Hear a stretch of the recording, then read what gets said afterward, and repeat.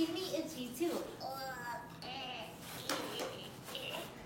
Why are we itching? Well, we're practicing our short vowels.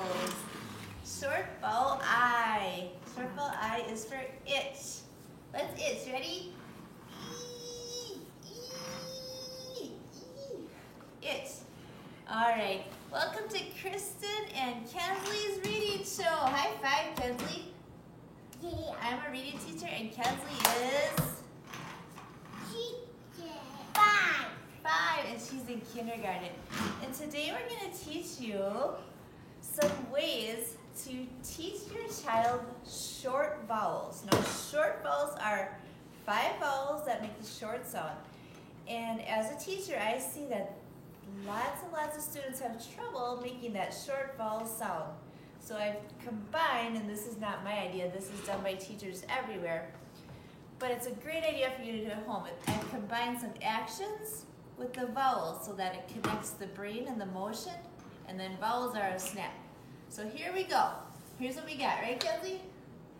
Our first one for A is A, apple. Say that. A, apple. And then you take your apple and you go A, apple. And you can take a bite if you want. Or not. All right, so A, apple. That's a rotten apple. So A, E, egg. Eggy. Take an egg from your fridge, and then what the motion is for this, hold on, is I want you to pretend to crack it on your head. Don't actually crack it, but go egg. You try that. Say egg. Egg. Good. Egg. All right. A, E, I. And we already did I for you. It's. Ready? Look at the camera. It's. O, octopus. Look at the camera. O, octopus. Say it, kid. Octopus. All right.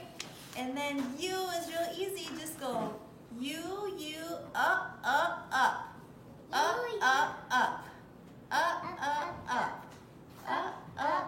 But thumbs up is good for that one.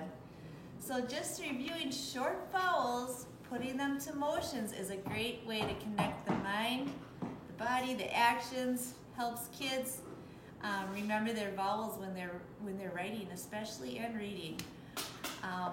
If you have any questions for me, I would definitely welcome if you want to comment below. And please like and subscribe our video. We're trying really hard to get more subscribers and make this video series official.